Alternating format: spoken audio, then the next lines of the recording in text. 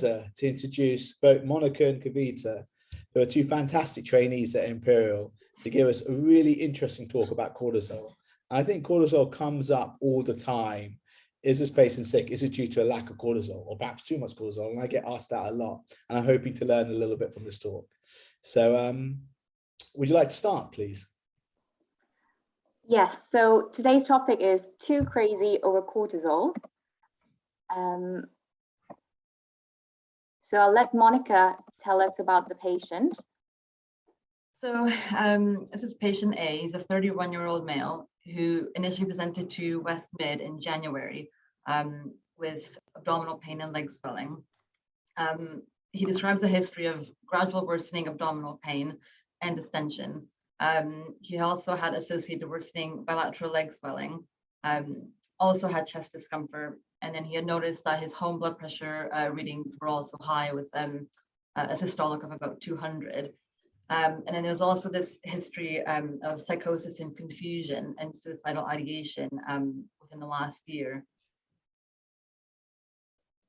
So we noted that actually prior to this admission, he was in Hillingdon for a while in October of last year. And the main reasons that he was there were shortness of breath due to COVID. He also had an E. coli positive blood culture. And there was a question of this possible endocrinopathy, as suggested by stretch marks with bruising and central obesity. He was subsequently referred to the outpatient endocrine team. And then again, he had these mental health issues with anxiety and suicidal ideation that were also present during that admission. Monica, can I stop you there for 1 second? Yeah. So a lot of people during COVID develop stretch marks, unfortunately, due to weight gain. Can you tell us anything more about his stretch marks? Anything that will make you think more it's an endocrinopathy?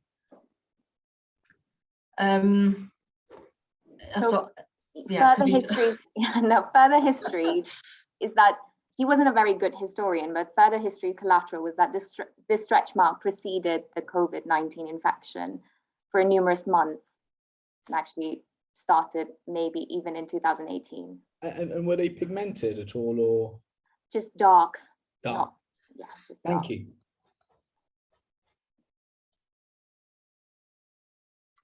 Right. So in terms of his background medical history, so of note, he had hypertension. He had recurrent unprovoked DVTs both in 2015 and 2019. And again, there was a mention of mental health issues with anxiety, suicidal ideation, and confusion. He was only taking Ramipril regularly, denied any use of over-the-counter medications, herbal remedies, or supplements. And his social history, he worked as a pharmacist and was living with his family at the time.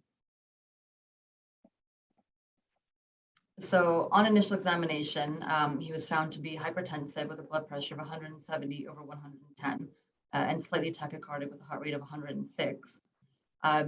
He weighed 60 kilograms and was 170 centimeters tall. He was alert and orientated, but visibly anxious and describing suicidal ideation at the time of examination. His cardiorespiratory examination was pretty unremarkable. His abdomen was soft and non-tender with normal bowel sounds, but of note, he did have central obesity with striae. Peripherally, he had fat deposits at the cervical areas. He also had mild leg swelling bilaterally, widespread striae on the arms and legs, proximal muscle weakness, thin skin, and bruises. So we proceeded with a number of investigations. So the chest X-ray showed a widening of the superior mediastinum. ECG showed sinus tachycardia. And they did a CT aortogram because of the widening of the mediastinum, and mainly it was significant for actually a bulky left adrenal, as well as bilateral old rib fractures, vertebral body compression deformities, and pubic rami fractures. So initial blood tests were significant for hypokalemia with a potassium of 2.7, slightly raised ALT. His thyroid function was normal. His cortisol, his random cortisol was elevated. His ACTH was elevated as well.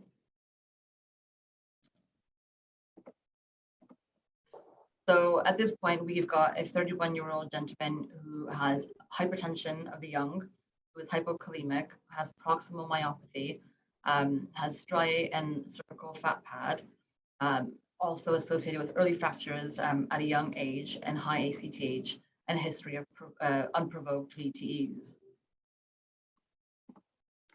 So my question to the audience is, what further initial investigations would you do to help you achieve your suspected diagnosis?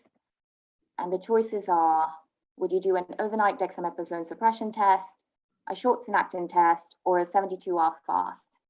I'll just start the poll.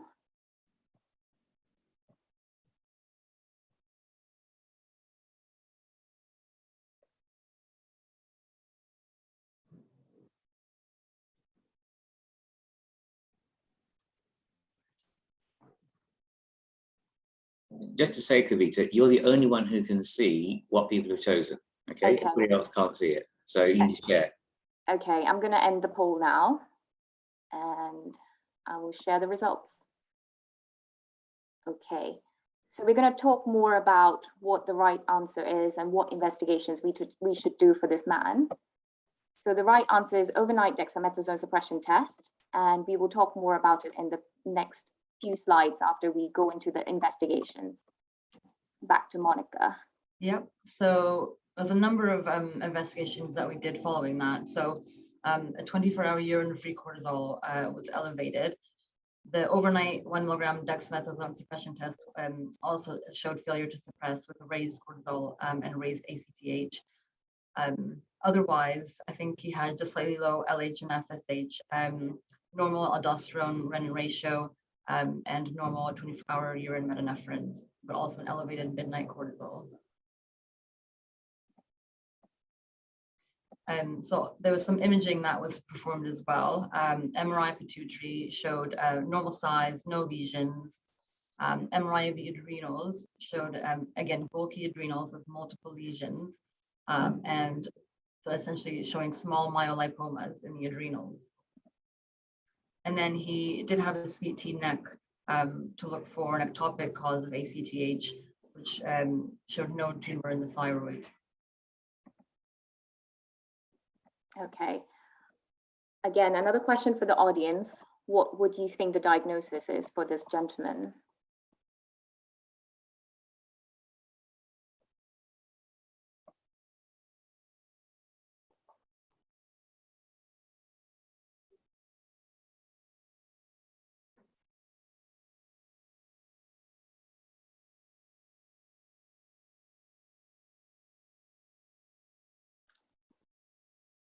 Okay.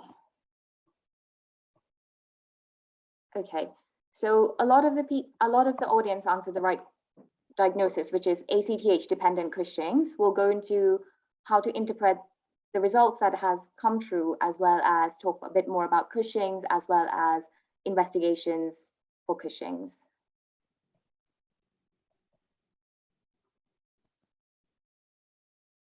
So Cushing's disease, or Cushing syndrome, comprises a collection of signs and symptoms caused by chronic inappropriate elevation of free cortisol.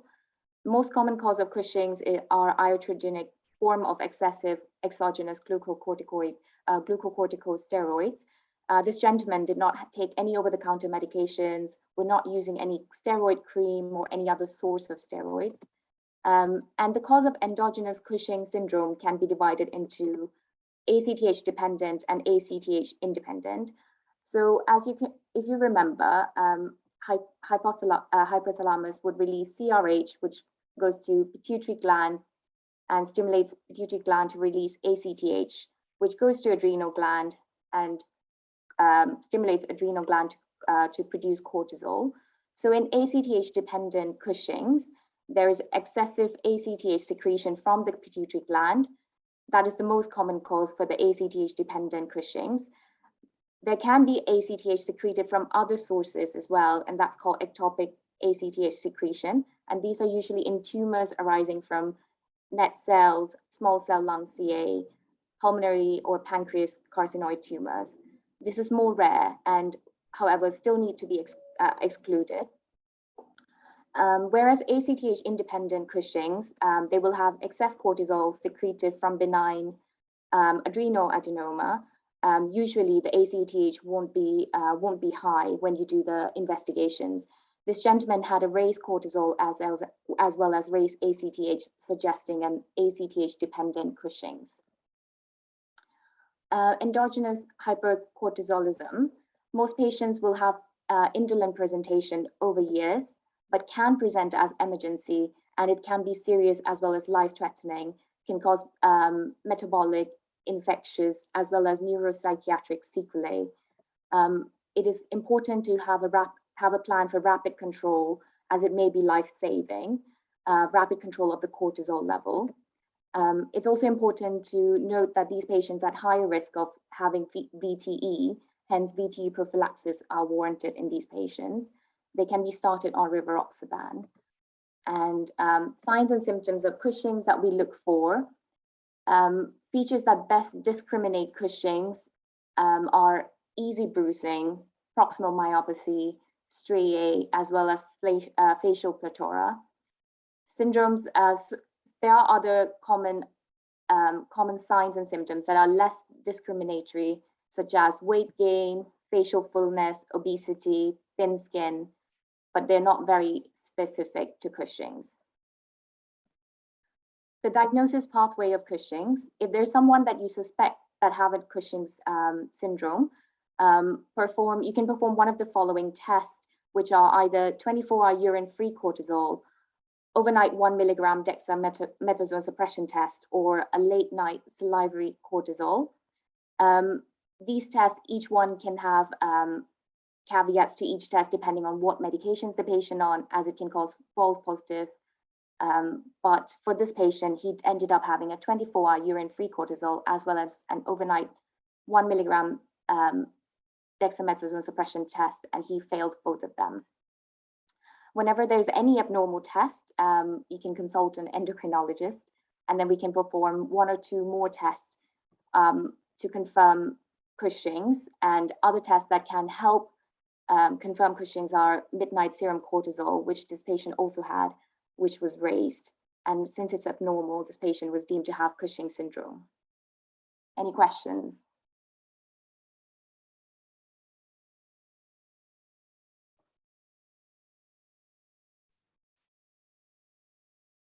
Okay. The patient then went on to be discussed in the pituitary MDT as well as an adrenal MDT. From the pituitary MDT, the MRI images that was done at West Middlesex were reviewed, and it was the MRI was actually not a uniform MRI and may show a small adenoma with no optic chiasm compression. Advised the patient to be transferred to Hammersmith Hospital for IPSS, and with a repeat MRI scan to be done at Hammersmith, and the patient was to be discussed at the adrenal MDT, as his MRI adrenal initially showed a small possible adenoma. He was then discussed in the adrenal MDT, and the imagings were reviewed, and it showed a bilateral bulky adrenal glands with several myelolipomas, but no adrenal adenoma, and this was just consistent with high ACTH drive. He then went on to have another MRI pituitary gland when he was at Hammersmith Hospital, and this showed a small 4 millimeters hyper-enhancing lesion at the anterior pituitary gland, which is slightly to the right, with no optic chiasm compression and no extension into the cavernous sinus. He was then transferred to Hammersmith Hospital for an inferior petrosal sinus sampling, or what we call as IPSS. This is an invasive procedure in which ACTH levels are sampled from the veins that drain into the pituitary gland and then compared to the ACTH level from the peripheral bloods to determine whether the pituitary tumor, whether there is an ACTH-driven pituitary tumor or it's an ectopic ACTH or it's an ectopic ACTH source for Cushing's. So the IPSS outcome for this patient is that this was consistent with a pituitary Cushing's disease. Ectopic ACTH was excluded. There was a plan then to transfer the patient to Charing Cross Hospital for a transsphenoidal surgery. And the patient then went on to have a transsphenoidal surgery on 10th of March. So treatment guidance for Cushing syndrome, and the main thing to say about Cushing syndrome and Cushing's disease is that the mainstay treatment for these patients are transsphenoidal surgery. And if they were to fail surgery or there were recurrence, then we can consider controlling hypercortisolism with medications. Medical therapy for Cushing's can be challenging and options are quite limited. There are few medications that help with this. There are medications that inhibit adrenal steroidogenesis. There are medications that are direct antagonism of glucocorticoid receptor, and there are medications that suppress ACTH secretion. The medication of choice that's used quite common in UK is metarapone, which is quick onset of action and is a steroidogenesis inhibitors. Back to Monica. So we diagnosed ACTH dependent Cushing's, and he was started on metarapone back in January. Following this, his hypertension had improved, and he was also started on amlodipine. His potassium levels got better, and then he was transferred to Imperial for further workup. Another question for the audience. What is not a complication of Cushing's? Can I ask a quick question? Why did you choose amlodipine as your antihypertensive? Sorry, I think this was started in West Middlesex. I'm not quite sure what's the rationale. I don't think there was any specific rationale for it.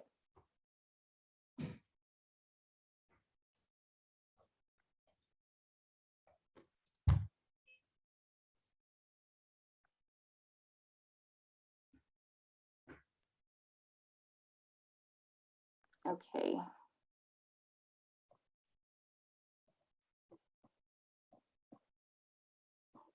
So most of you answered anorexia, which is the correct answer, and we will just talk about complications of Cushing's.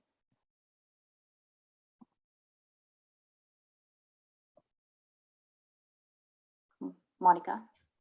Yes, so whilst he was admitted at West Mid, the on-call doctor was called due to an episode of self-harm by the patient. So he had 2 lacerations to his wrist. Fortunately, there weren't any actual complications from this, but he was seen by psychiatry the following day, and they said that he was sort of low risk for another episode. They weren't really going to be doing anything specific in terms of intervention for this patient, but they thought it was precipitated by psychosocial stressors and past issues such as his brother's suicide. Yeah. Okay. So we just wanted to discuss about psychiatric symptoms that can present in Cushing's patients, as a lot of people actually don't think about psychosis as a first initial presentation of Cushing's, but that can be their initial presentation. Psychiatric symptoms can present in 20 to 83% of patients with Cushing's, and the manifestations can include anything from depression, anxiety, mania, psychosis, panic disorder. And these symptoms can present in the prodromal phase during the course of illness and can even persist after treatment. Usually, majority will improve once treatment has been started, but 10 to 28% of patients do not achieve complete resolution of psychiatric symptoms. Acute treatment with medications that lower cortisol are effective in reducing psychiatric symptoms. 72 to 96% of patients who had depressive symptoms had improvement after treatment. And for patients who use metarapone, depressive symptoms in all with severe depression usually improves. So the complication, the answer for that question was anorexia. So currently, patient A, his mood has improved a lot after transsphenoidal surgery. However, he's still anxious. He did not have any complications after surgery. His muscle weakness improved quite a lot after surgery, and he had inpatient physiotherapy, and he will have physiotherapy in the community.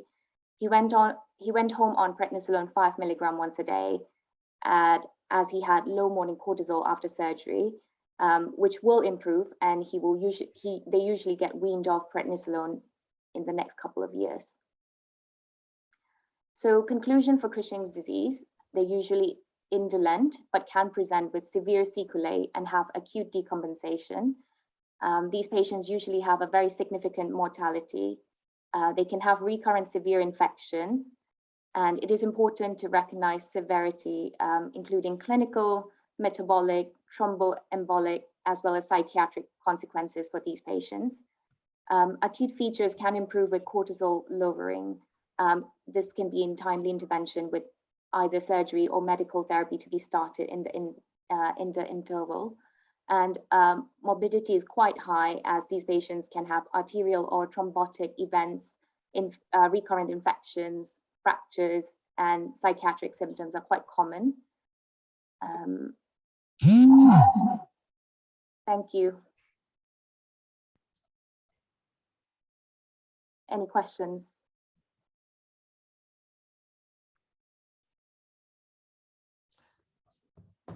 Judy, while we wait for other people to be brave and ask questions, I'm sure there's going to be lots. This seemed to be like the jackpot of Cushing's, right? So this gentleman had lots of fractures due to osteoporosis, had mental health disease. He had all the kind of classical physical signs of pigmented stria, I guess. Did he have diabetes? No, his HbA1c was in the 30s. And he had hypertension, and he also had low potassium. I've always thought of low potassium being a feature of cons as opposed to Cushing's. Could you expound on how the Cushing sort of caused the low potassium? I'm not able to explain it. But I can have a go at that if you like. I've just finished one through interviews. He's a very unusual man, I will say. He's quite. I will say Cushing is a very difficult diagnosis, very difficult. But his cortisol was so high that it saturated the enzyme in the kidney. So this is you might not remember this, everybody, in terms of year 2 medical school biochemistry, but in the kidney there's an aldosterone receptor and a cortisol receptor, and they are the same, except that the one that detects aldosterone has got an enzyme that removes that destroys cortisol. So if you have a huge amount, you override that. And so the thing to remember is a large amount of cortisol behaves like aldosterone, which is why we give big doses of IV hydrocortisone to people who are very sick, because it binds to both receptors and maintains blood pressure and retains sodium when you give a huge excess of hydrocortisone. So this man had a huge excess day and night, probably for some years. But it's really interesting that he didn't look very Cushingoid, really. He had the other complications, more blood pressure, fractures. So whoever thought of it at West Middlesex really needs a congratulatory certificate or something, because it was, I saw him, he came up yesterday, and I just saw him. I don't know, Kavita, did you talk about what he came back with? No. No? He feels, I'll tell you what, right? He's on quite a generous dose of steroid, and he still feels Addisonian. He's so used to a sky-high level. His levels are good, his blood tests are normal, but he feels exactly like the patients with Addison say they feel, nauseous, tired. So I reassured him, gave him a bit more bread, and he's quite happy. I gave him another 1 milligram. He's on 6 now, so that's a big dose on our current standards.